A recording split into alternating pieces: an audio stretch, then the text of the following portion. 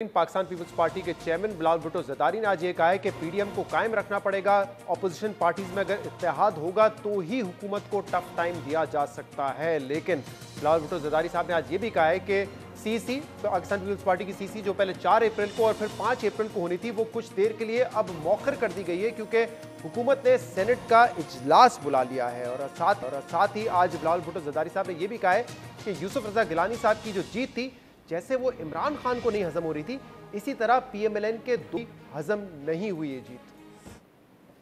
यूसुफ रजा गिलानी की जो कामयाबी है, जितना वो इमरान खान साहब को हजम नहीं हुआ, वैसे वो हमारा कुछ नून लीग के दोस्तों को हजम नहीं हुआ।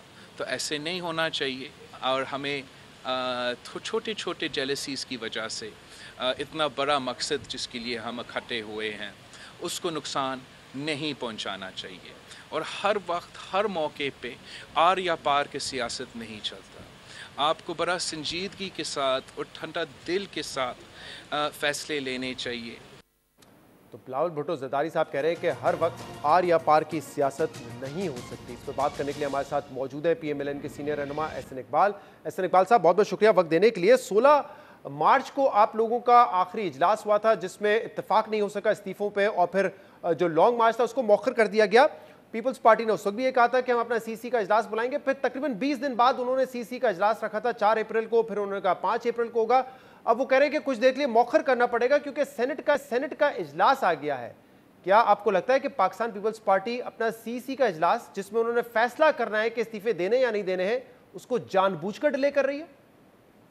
शहजाद, मेरे ख्याल में अब शायद पीपल्स पार्टी ने फैसला किया है कि वो अपनी सियासत पीडीएम के इत्तेहाद से अलहदा करने चाहते हैं, क्योंकि जो लीडर ऑफ अपोजिशन का चुनाव उन्होंने किया है वो भी पीडीएम की जमातों से हट के बाप पार्टी, जमात इस्लामी और एएनपी के साथ एक नई कोलिशन बनाई है और सरकारी बेंचेस के जो बाप पार्टी है उसके साथ मिलकर उन्होंने लीडर ऑफ अपोजिशन का नोटिफिकेशन हासिल किया है।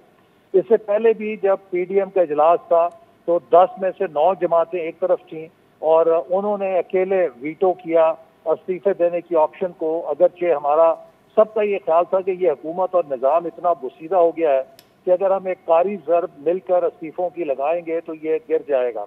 और फिर इसके बाद अब जो उन्होंने 4 तारीख का इजलास था वो भी मुलतवी कर दिया है, जिसके बारे में उन्होंने पीडीएम क़यादत को बताया था कि हम अपना हतमी फैसला देंगे। मैं इसके साथ साथ जो बिलावल साहब ने कहा कि यूसुफ रजा गिलानी साहब की जीत हजम नहीं हो रही मुस्लिम लीग नून के कुछ लोगों को, तो बिलावल साहब को मैं जरूर ये याद दिलाना चाहूंगा कि कौमी असेंबली में पीपल्स पार्टी की 60 या 61 नशस्तें हैं, मुस्लिम लीग नून की 81 नशस्तें हैं और इसी तरह पीडीएम की दीगर जमातों की भी 15 के करीब जेयूआई और एमएमए की नशस्तें हैं।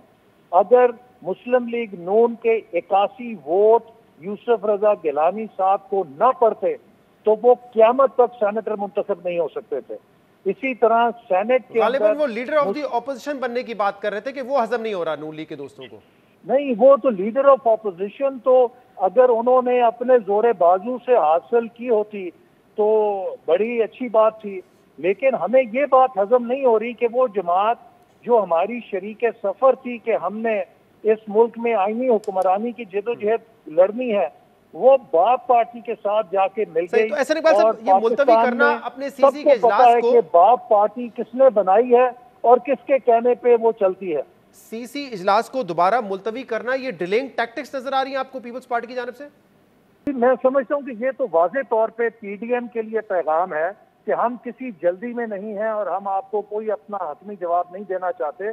तो ये एक बड़ा अफसोसनाक पहलू है कि वो जद्दोजहद जिसको हमने इतनी मेहनत के साथ पूरे पाकिस्तान में सियासी कारकुनों ने, चारों सूबों में, हर जमात ने इसको मंतकी अंजाम तक लाया था, जब हम बी में पहुंचे गोल करने के करीब तो वहां पे पीपल्स पार्टी ने जो है खेल से निकलने का फैसला कर लिया और बाकी भी जद्दोजहद को उन्होंने सबोटाज किया। इस पे हमें दुख है क्योंकि पीपल्स पार्टी भी एक जमहूरी जमात है, माजी में उसने भी जमहूरियत के लिए काम किया, उसके अंदर बड़े डेमोक्रेट्स हैं, इसलिए हमें इस पे जरूर दुख है और तकलीफ है। लेकिन एहसन इकबाल साहब, अब आप क्या करेंगे? इंतजार करेंगे कि जब पीपल्स पार्टी की सीसी होगी इसके बाद कोई फैसला करेगी पीडीएम, या अब इंतजार किए बगैर पीडीएम अपना लायबल का ऐलान कर देगी पीपल्स पार्टी और एएनपी के हवाले से और बिलखसूस पीपल्स पार्टी के हवाले से? देखिए, पीडीएम की लीडरशिप ने पीपल्स पार्टी से जवाब तलब किया है कि वो बताएं कि उन्होंने पीडीएम के फैसलों के बरखिलाफ और सरकारी पार्टी के साथ मिलकर